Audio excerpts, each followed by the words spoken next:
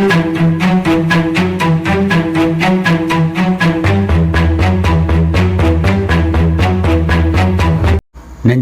நிறைந்த நண்பர்களுக்கு வணக்கம்.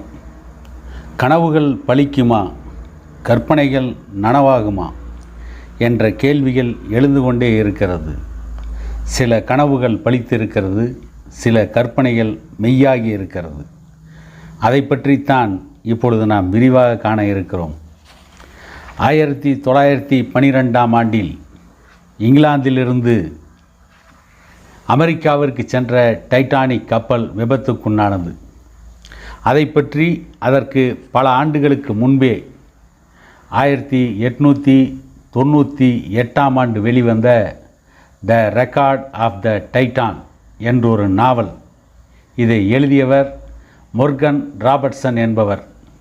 இந்த நாவல் டைட்டான் என்ற கப்பல் விபத்திற்குள்ளாவதை பற்றி விவரிக்கிறது.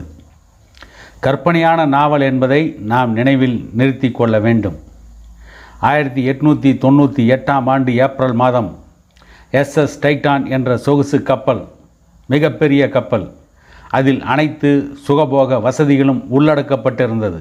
பயணிகளின் உல்லாச கப்பலான அது சவுத்தம்ப்டன் என்னும் துறைமுகத்திலிருந்து நியூயார்க் நோக்கி பயணத்தை தொடங்கியது. சுமார் 70,000 டன் எடை கொண்ட இந்த கப்பலில் பயணம் செய்தவர்களின் எண்ணிக்கை 2500 பேர். அதாவது ஒரு சிறிய கிராமம் அந்த கப்பலில் பயணம் செய்தது என்று நாம் எடுத்துக்கொள்ளலாம். அனைத்து வசதிகளையும் உள்ளடக்கி வைத்திருந்த இந்த கப்பலில் ஒரே ஒரு குறை என்னவென்றால், உயிர்காக்கும் படகு என்று சொல்லப்படும் லைஃப் போட்ஸ் மொத்தம் 24 மட்டுமே இருந்தது என்பதுதான். கப்பலில் பயணித்த அனைவரும் அவரவர் தகுதிக்கேற்பவும் அவரவர் விருப்பத்திற்கேற்பவும் உல்லாசத்தின் உச்சத்தில் ஆடி பாடி மகிழ்ச்சியாக இருந்தார்கள். அவர்களது கப்பல் கடலில் செல்லும் வழியில் ஒரு மிகப்பெரிய பனி சிகரம் இருந்தது. பனி மலையை பொறுத்தமட்டில் அதன் முனை மட்டுமே கடல் மட்டத்திற்கு வெளியே மிகவும் சிறியதாக தெரியும். ஆனால் அருகில் சென்று பார்த்தால் அல்லது அதன் மீது மோதினால் அது எவ்வளவு மிகப்பெரிய தோற்றம் கொண்டது என்பது தெரியும். இப்படிப்பட்ட பனி சிகரம் ஒன்றை டைட்டான் கப்பலை இயக்கி வந்த மாலுமி அதன் அருகே வந்தபோதுதான் கவனித்தார். அதிலிருந்து தப்பிப்பதற்காக அவர் எத்தனையோ முயற்சிகள் செய்தும் அந்த முயற்சிகள் பலனில்லாமல் போய்விட்டது. ஆக கப்பல் கடலில் மூழ்கி போனது. அதில் பயணித்த 2500 பேரும் அநியாயமாக மரித்து போனார்கள். இது ஒரு நாவல். அதாவது 1898ஆம் ஆண்டு நடைபெற்றதாக கூறப்படும் ஒரு கற்பனை. இந்த விறுவிறுப்பான நாவலை படித்தவர்கள் அனைவரும் அதனை மறந்து போய்விட்டார்கள். அதை பற்றி யாரும் பெரிதாக பரபரப்புடன் பேசிக்கொள்ளவில்லை. ஆனால் 1912ஆம் ஆண்டிற்கு பின்னர் இந்த நாவல் மிகப்பெரிய பரபரப்பாக உலகத்தை பிடித்து உலுக்கியது. பலரும் இந்த நாவலை எழுதிய அந்த ஆசிரியரின் தீர்க்க தரிசனத்தை கண்டு வியந்து போனார்கள். இந்த நாவலை பற்றி பேசி பேசி மாய்ந்து போனார்கள். ஏனென்றால் 1912ஆம் ஆண்டு அந்த நாவலில் குறிப்பிட்டப்பட்ட அதே ஏப்ரல் மாதத்தில் 14ஆம் நாளில் அதே போன்ற பெயர் சூட்டப்பட்ட டைட்டானிக் என்ற கப்பல் அட்லாண்டிக் பெருங்கடலில் மூழ்கியது. அதுவும் பனிமலை மீது மோதியே விபத்துக்குள்ளானது. இந்த சம்பவத்திற்கு பிறகு அந்த நாவல் வெளிவந்திருந்தால் அப்பட்டமான ஈயடிச்சான் காப்பி என்று அனைவரும் எள்ளி நகையாடி இருப்பார்கள். ஆனால் விஷயம் முன்னுக்கு பின் முரணாக அல்லவா இருக்கிறது. நாவல் வெளிவந்து 20 ஆண்டுகளுக்கு பின்னர் அல்லவா அது போன்ற சம்பவம் நடந்திருக்கிறது. இதில் இன்னும் நிறைய விஷயங்கள் பொறிந்து இருந்தது என்பது பலரையும் வியப்பில் ஆழ்த்திய செய்தி. இந்த கப்பலில் எடை 66,000 டன். இதில் பயணித்த மொத்த பயணிகள் 2200. கப்பலில் இருந்த உயிர்காக்கும் படகுகள் எண்ணிக்கை 20. 2200 பேருக்கு இந்த படகுகளின் எண்ணிக்கை மிக மிக குறைவே. இருந்தாலும் மோர்கனின் நாவலில் குறிப்பிட்டிருந்தபடியே உண்மையான டைட்டானிக் கப்பலிலும் அனைத்தும் பொருந்தி வந்தது நம்பவே முடியாத உண்மையாக இருந்தது. இது எப்படி நடந்தது? இதுபோன்று மிகச் சரியாக முன்னறிவிப்பை நாவல் மூலம் அவரால் எவ்வாறு வெளியிட முடிந்தது? அவரிடம் அப்படி என்ன தெய்வீக சக்தி இருந்தது? அவரால் எப்படி இத்தனை சரியாக யூகிக்க முடிந்தது? நமது புற மற்றும் அக சிந்தனைக்கு அப்பாற்பட்ட ஏதோ ஒன்றாகத்தான் இதனை நாம் நம்ப வேண்டியுள்ளது. இதே டைட்டானிக் கப்பலில் பயணம் செய்த பிரிட்டிஷ் பத்திரிகையாளர் W.T. ஸ்டெட்டிற்கும் மோசமான முடிவே ஏற்பட்டது. இதனை நிச்சயம் அவரே தேடிக்கொண்டதாகத்தான் கருத வேண்டியிருக்கிறது. எப்படியென்றால், டைட்டானிக் கப்பலில் பயணம் செய்தால் இறப்பு நிச்சயம் என்பதாக அவருக்கு முன்கூட்டியே இருமுறை எச்சரிக்கை விடப்பட்டிருந்தது. ஆனாலும் அவற்றை எல்லாம் புறக்கணித்துவிட்டு ஹாயாக பெட்டி, படுக்கை மற்றும் மது கோப்பைகளுடன் அவர் கிளம்பினார். அப்படி போனவர்தான் கப்பலோடு அவரும் கடலில் மூழ்கி மூச்சை விட்டு தன் ஆயுளை முடித்து கொண்டார். டைட்டானிக் கப்பல் விபத்திற்குள்ளாக போகிற தகவல் அவருக்கு எப்படி முன்னெச்சரிக்கையாக கிடைக்க பெற்றது? இந்த கப்பலில் பயணம் செய்வதற்கு முன்னர் அவர் 2 தீர்க்கதரிசிகளை, முன்னறியும் திறன் பெற்ற மகான்களை சந்தித்தார். அப்போது அவர்கள், நீ அமெரிக்கா பணி நிமித்தம் சம்பந்தமாக செல்கிறாய், ஆனால் கடல் வழி பயணம் மேற்கொள்வதில் உனக்கு சிக்கல் ஏற்பட வாய்ப்புள்ளது. 1 அல்லது 2 ஆண்டுகளுக்கு நீ கடல் வழி பயணம் செல்லக்கூடாது, அதை தவிர்த்து விடுவது நல்லது என்று சொல்லியிருக்கிறார்கள். என்னால் ஒரு விஷயத்தை மிக தெளிவாக பார்க்க முடிகிறது. உன்னோடு 1000த்திற்கும் மேற்பட்டோர் பயணித்து கொண்டிருக்கிறார்கள். நீங்கள் அனைவரும் கடலில் மூழ்கி உயிருக்காக போராடி கொண்டிருக்கிறீர்கள். அப்போது உங்களுக்கு உயிர்காக்கும் படகு அவசியமாக தேவைப்படுகிறது. அதற்காக பயங்கரமாக கத்தி கூச்சல் போடுகிறீர்கள். ஆனால் உங்கள் யாருக்கும் அதனை தந்து உதவிட அப்போது யாராலும் முடியவில்லை. எனவே நீங்கள் அனைவருமே பரிதாபமான முடிவை தேடிக்கொள்ள வேண்டிய நிலை ஏற்படுகிறது. அந்த 2 தீர்க்க தரிசிகளுமே ஒரே மாதிரியாக எச்சரித்தும் அதனை அலட்சியப்படுத்தினார் ஸ்டெட். எனவே அவரது முடிவு தவிர்க்க முடியாததாக அமைந்துவிட்டது. இதில் இன்னொரு திகைப்பை ஏற்படுத்தும் செய்தி என்ன தெரியுமா? டைட்டானிக் கப்பல் விபத்திற்குள்ளாவதற்கு சில ஆண்டுகளுக்கு முன்னர் லண்டன் பத்திரிகை ஒன்றில் ஸ்டெட் ஒரு கட்டுரை எழுதியிருந்தார். அது கற்பனையான கட்டுரை என்பதையும் அப்பத்திரிகை ஆசிரியருக்கு அவர் அடிக்கோடிட்டு காட்டியிருந்தார். அந்த கட்டுரையில் கடலில் பயணிகளின் கப்பல் ஒன்று மூழ்குவதாக எழுதினார். இவ்வாறு மூழ்கிய கப்பலில் உயிர் காக்கும் படகுகளின் எண்ணிக்கை மிக குறைவாக இருந்ததாகவும் அவர் குறிப்பிட்டிருந்தார். இவ்வாறு மூழ்கிய கப்பலில் உயிர்காக்கும் படகுகளின் எண்ணிக்கை மிக குறைவாக இருந்ததாகவும் அவர் குறிப்பிட்டுள்ளார். இந்த கட்டுரை வெளிவந்த ஒரு சில ஆண்டுகளில் மற்றொரு பத்திரிகையில் அவர் எழுதிய கட்டுரை ஒன்று வெளிவந்தது. அந்த கட்டுரையும் கப்பலை பற்றியே எழுதியிருந்தது. அதில் ஒரு கப்பல் ஒன்று பனி மலை ஒன்றின் மீது மோதி விபத்துக்குள்ளாகி கடலில் மூழ்குவதாகவும் அதில் ஒரே ஒருவர் மட்டுமே தப்பி உயிர் பிழைப்பதாகவும் கற்பனையாக எழுதியிருந்தார்கள். இது மட்டுமில்லாமல் அவர் உண்மையாக கனவு ஒன்றையும் கண்டார். கடலில் மூழ்கி கொண்டிருக்கும் கப்பலில் இவர் செய்வதறியாது நின்று கொண்டிருப்பது போலவும் உயிர்காக்கும் படகு இல்லாமல் தத்தளிப்பது போலவும் அந்த கனவு அமைந்திருந்தது. இவ்வாறு ஏராளமான முன்னெச்சரிக்கை தகவல்கள், உணர்வுகள், கனவுகள், சகுனங்கள் என்று அவரால் நிறையவே உணரப்பட்டன. ஆனாலும் அவர் இவற்றையெல்லாம் ஒரு பொருட்டாகவே நினைக்கவில்லை. இதனால் அவரது டைட்டானிக் கப்பல் பயணமும் துயரமானதாகவே முடிவடைந்து போனது. ஆனால் இப்படியெல்லாம் ஒரு மனிதனுக்கு முன்னறிவிப்பு தகவல்களும் எச்சரிக்கைகளும் தெரிவது எவ்வாறு? இதனை தருவது எந்த சக்தி? புரியவில்லை. இன்று வரை புரியாத மர்மமாகவே இருக்கிறது. கண்ணான் மிடில்டன் என்பவர் சொசைட்டி ஆஃப் சைக்கிள் ரிசர்ச் என்னும் லண்டனிலிருந்து வெளியாகும் பத்திரிகையில் ஒரு கடிதம் எழுதியிருந்தார். அந்த கடிதம் மன அழுத்தத்தோடும் விரக்தியோடும் இருந்தது. இந்த கடிதம் டைட்டானிக் கப்பல் பற்றிய மற்றும் ஒரு புதிய தகவலை கூறுவதாக இருந்தது. நியூயார்க் நகரில் இவரது வணிக தொடர்பான மாநாடு ஒன்று நடைபெறுவதாக இருந்தது. அதில் பங்கேற்பதற்காக இவர் டைட்டானிக் கப்பலில் பயணிப்பதற்கு டிக்கெட் முன்பதிவு செய்திருந்தார். கப்பல் பயணம் தொடங்குவதற்கு சரியாக 10 தினங்களுக்கு முன்னர் இவருக்கு ஒரு கனவு வந்தது. கப்பல் ஒன்று கடலில் தத்தளிப்பது போலவும் அதன் அடிபாகம் மேல்புறமாக உயர்ந்து நிற்பது போல படு பயங்கரமாகவும் இருந்தது.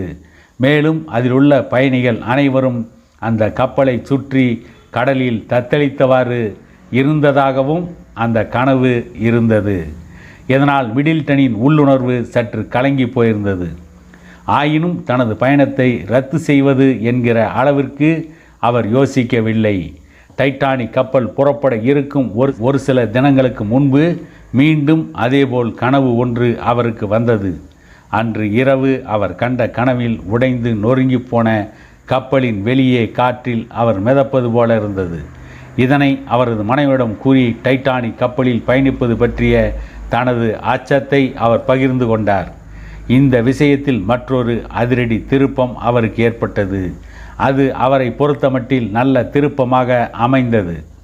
இந்த கனவு கண்ட அடுத்த 2வது நாளில் அவருக்கு ஒரு தொலைபேசி அழைப்பு வந்தது. அதில் பேசியவர் நியூயார்க்கில் நடைபெறுவதாக இருந்த வணிக மாநாடு தள்ளி போடப்பட்டுள்ளதாக தெரிவித்தார். ஏற்கனவே 2 கனவுகளால் கதிகலங்கி போயிருந்த மிடில்டன் இந்த செய்தி கிடைத்தவுடன் ஜரூராக செயல்பட்டார். டிக்கெட்டை ரத்து செய்தார். இது அவரை பொறுத்தமட்டில் மிகப்பெரிய அதிர்ஷ்டம் என்பது கப்பல் விபத்துக்குள்ளான பிறகே உறுதியாக தெரிந்தது என்று அந்த கடிதத்தில் அவர் குறிப்பிட்டிருந்தார். கப்பல் பொறியாளர் காலின் மெக்டொனால்டும் மிகப்பெரிய அதிர்ஷ்டக்காரர். 34 வயதான இவரும் டைட்டானிக் கப்பலில் என்ஜினியராக செல்ல வேண்டியவர் தப்பித்தார். எப்படி? டைட்டானிக் கப்பலின் 2ஆம் நிலை பொறியாளராக நியமிக்கப்பட்டார் காலின். இயல்பாகவே அவர் முன்னறியும் திறன் சிறிதளவு பெற்றிருந்தார். அதன் காரணமாகவே அந்த கப்பல் பயணம் ஏற்புடையதல்ல என்று அவரது உள்ளுணர்வு மீண்டும் மீண்டும் சொல்லிக்கொண்டே இருந்தது. இதனால் அந்த பொறியாளர் பணியை ஏற்க அவர் மறுத்தார். 1 முறை அல்ல, 2 முறை அல்ல, 3 முறை ஒப்பந்தத்தில் கையெழுத்திடுமாறு டைட்டானிக் நிர்வாகம் அவர் வற்புறுத்திய போதும் அவர் கண்டிப்பாக ஏற்காமல் மறுத்துவிட்டார். ஆகவே காலின் அதிர்ஷ்டவசமாக உயிர் தப்பினார். இது பற்றி அமெரிக்க ஆய்வாளர்கள் சிலர் 1964ஆம் ஆண்டு காலின் மகளிடம் பேசினர்.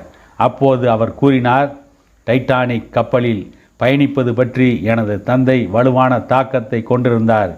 ஏதோ ஒரு மோசமான சம்பவம் நடக்கப் போகிறது என்பதை அவர் முன்கூட்டியே உணர்ந்திருந்தார். இதனால்தான் அவர் அதில் 2ஆம் நிலை பொறியாளராக பணியாற்ற நிச்சயமாக மறுத்துவிட்டார். காலினுக்கு பதிலாக வேறொருவரை 2ஆம் நிலை பொறியாளராக டைட்டானிக் கப்பல் நிறுவனம் நியமித்தது. கப்பல் விபத்தில் சிக்கிய போது அவரும் பரிதாபமாக இறந்து போனார் என்பது குறிப்பிடத்தக்கது. டைட்டானிக் கப்பல் கவிழ்வதற்கு காரணம் இளவரசி யமன்ராவின் மம்மிஸ்தான் என்றும் ஒரு செய்தி உண்டு. எகிப்து நாட்டில் கிமு 1050ஆம் ஆண்டு வாக்கில் இளவரசியாக வாழ்ந்தவர் யமன்ரா. இவர் இளம் வயதில் மரணமடைந்தார். இவரது உடலை மம்மிசாக்கி நைல் நதிக்கரையில் புதைத்து விட்டார்கள். கிபி 1890ஆம் ஆண்டில் திருட்டுத்தனமாக தோண்டி எடுக்கப்பட்டது யமன்ரா மம்மிஸ். இதனை விலைக்கு வாங்க 4 பிரிட்டிஷ்காரர்கள் போட்டியிட்டு அதில் ஒருவர் மட்டும் ஏலத்தில் எடுத்தார். மறுநாளே அவர் பைத்தியம் பிடித்து கண்காணாத இடத்திற்கு சென்று விட்டார். பின்னர் வேறொருவர் இதனை பெட்டியில் வைத்து அடைத்து பிரிட்டனுக்கு கொண்டு வந்தார். அதனை வேறொரு கோடீஸ்வரருக்கு விற்றார். அதனை வாங்கியவர் சில நாட்களில் விபத்து ஒன்றில் சிக்கி மரணமடைந்தார். பின்னர் அவர் வீடும் தீப்பற்றி எரியவே அந்த மம்மீஸை பிரிட்டன் மியூசியத்திற்கு தானாகவே அவரது வீட்டினர் வழங்கினார்கள். இந்த நிலையில் மியூசியத்தின் காவலாளி ஒருவர் கீழே விழுந்து இடுப்பை ஒடித்து கொள்ள மற்றொருவர் மரணமடைந்தார். இதனால் மிரண்டு போன மியூசிய அதிகாரிகள் அந்த பெட்டியை எகிப்திய பிரிவு அறைக்குள் கொண்டு வைத்தனர். அங்குள்ள துப்புரவு தொழிலாளி ஒருவர் மம்மீஸை துடைத்து சுத்தம் செய்ய அவரது குழந்தை மறுநாளே துள்ள துடிக்க இறந்து போனது. இப்படி இந்த மம்மீஸால் துர்மரணங்கள் ஏற்பட்டு கொண்டே இருப்பது அனைவரையும் அச்சத்தில் ஆழ்த்தியது. பின்னர் அதனை மெல்ல ஒரு அமெரிக்க வியாபாரியிடம் விற்றுவிட்டார்கள்.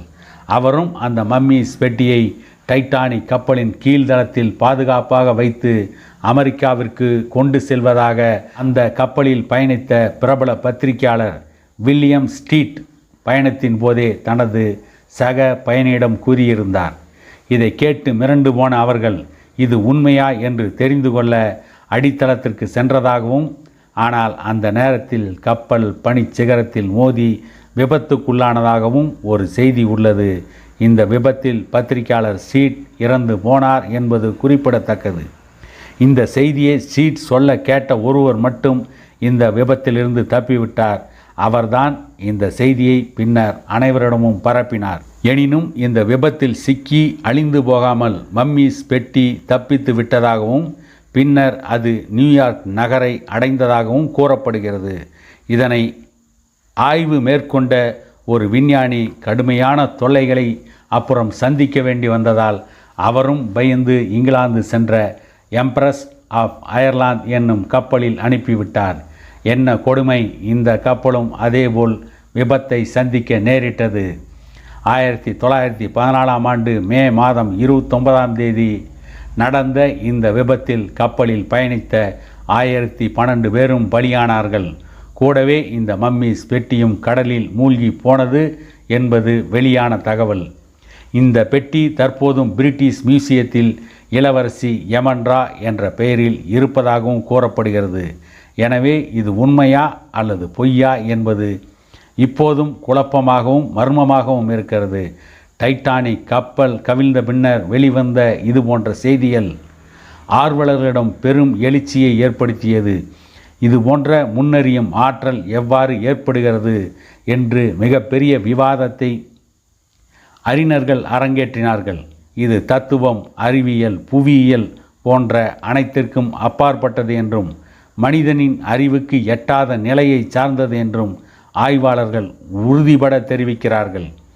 இது போன்ற முன்னறியும் திறன் கனவுகள், கைரேகை, ஜோதிடம் அல்லது உள் உணர்வின் வெளிப்பாடு போன்ற ஏதாவது ஒன்றின் செயலாக இருக்க வாய்ப்புள்ளது. ஆனால் இது ஏற்படுவது பற்றிய உறுதியான காரணங்களை யாராலும் இதுவரை ஆராய்ந்து கண்டு உணர முடியவில்லை. கனவுகள் பலித்து போவது பலருக்கு நகைச்சுவையாகவும் ஏமாற்றமாகவும் கிண்டலாகவும் இருக்கலாம். ஆனால் அதனால் பாதிக்கப்பட்டவர்களின் கனவின் மகிமை கண்டு திகைத்து போயிருப்பது மட்டும் உறுதி. பெரும் ஆபத்து ஒன்றிலிருந்து கனவு எவ்வாறு தன் 1 வயது குழந்தையை காப்பாற்றியது என்று அமெரிக்க பத்திரிகை ஒன்றில் லூசியா என்பவர் எழுதியிருந்தது பலரையும் வியப்பில் ஆழ்த்தியது. ஒரு நாள் அதிகாலையில் ஒரு பயங்கரமான கனவு அவருக்கு வந்தது. சில நண்பர்கள் மற்றும் தனது குழந்தைகளுடன் லூசியா ஒரு மலை பிரதேசத்தின் அடர்ந்த காட்டு பகுதிக்கு உல்லாச பயணம் சென்றார். அங்கு கூடாரம் அமைத்து அவர்கள் தங்கி உள்ளார்கள். தனது 1 வயது குழந்தையின் துணியை துவைப்பதற்காக கூடாரத்தின் அருகே உள்ள நீரோடைக்கு செல்கிறார். அதன் அருகே தனது குழந்தையை வைத்துவிட்டு அவள் நீரோடையில் துணியை அலச முற்படும்போது சோப்பு எடுத்து வராது நினைவுக்கு வருகிறது. எனவே அதனை எடுத்து வருவதற்காக கூடாரத்திற்கு செல்கிறார். அந்த குழந்தை அப்போது கரையோரம் பரவி கிடந்த கூழாங்கற்களில் ஒன்றை எடுத்து நீரோடையில் வீசி எறிய முற்படுகிறது. சோப்பை எடுத்துக்கொண்டு கூடாரத்திலிருந்து வெளியே வந்த லூசியா கூழாங்கல்லை வீசி எறிந்த தனது குழந்தை தவறி ஆற்றில் விழுவதை பார்த்தால் சட்டென்று அவளுக்கு விழிப்பு தட்டியது. பயத்தில் உடம்பெல்லாம் வியர்த்தி கொட்டியது. பதறிப்போய் தனது குழந்தையை எடுத்து ஆற தழுவி அணைத்து கொண்டாள். இந்த கனவு நடந்து சில நாட்கள் கழித்து கோடை வந்தது. அவளது நண்பர்கள் எல்லோரும் சேர்ந்து அருகிலுள்ள மலை பிரதேசத்திற்கு பிக்னிக் செல்ல முடிவு செய்தனர். லூசியாவும் தனது 1 வயது குழந்தையுடன் சென்றாள்.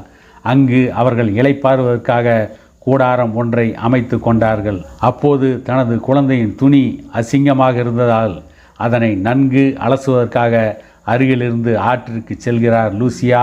தனது 1 வயது குழந்தையை கரையில் அமர்த்திவிட்டு ஆற்றில் இறங்கிய போதுதான் அவளுக்கு சோப்பை எடுத்து வராது நினைவுக்கு வந்தது. உடனே அதை எடுப்பதற்காக கூடாரத்திற்கு செல்ல முற்பட்டால் அப்பொழுது எதேச்சையாக தனது குழந்தையை பார்த்தால் அது கூழாங்கல் ஒன்றை கையில் எடுத்து விளையாடி கொண்டிருந்தது. அந்த சமயத்தில் திடீரென சில தினங்களுக்கு முன்னர் கண்ட கனவு அவள் நினைவில் சட்டென்று நிழலாடியது. கனவில் கண்ட அதே மாதிரியான காட்சிகள் மிகச் சரியாக இப்போதும் நடப்பதை கண்டதும் பதறிப்போனால் சோப்பாவது மண்ணாவது என்று நினைத்து ஓடிப்போய் தனது குழந்தையை வாரி எடுத்து அணைத்து கொஞ்சினாள் லூசியா. இதன் மூலம் தனது குழந்தையை பெரும் ஆபத்திலிருந்து காப்பாற்றி விட்டதாகவே அவள் எண்ணி மகிழ்ச்சியின் உச்சத்திற்கே சென்றாள். இதனை தனது நண்பர்களிடம் உடம்பெல்லாம் புல்லெரித்தபடி கூறினாள். ஆனால் அவர்கள் யாரும் இதை பெரிய விஷயமாக எடுத்துக்கொள்ளவில்லை. இது போன்ற கனவு பலருக்கும் வந்திருக்கின்றது. கனவில் வந்த செய்திகள் கற்பனையான நாவல்கள் கூட உண்மையாகி இருக்கிறது என்று நினைக்கின்ற பொழுது வியப்பு மட்டுமே மேலோங்குகிறது என கூறி விடை பெறுகிறேன்.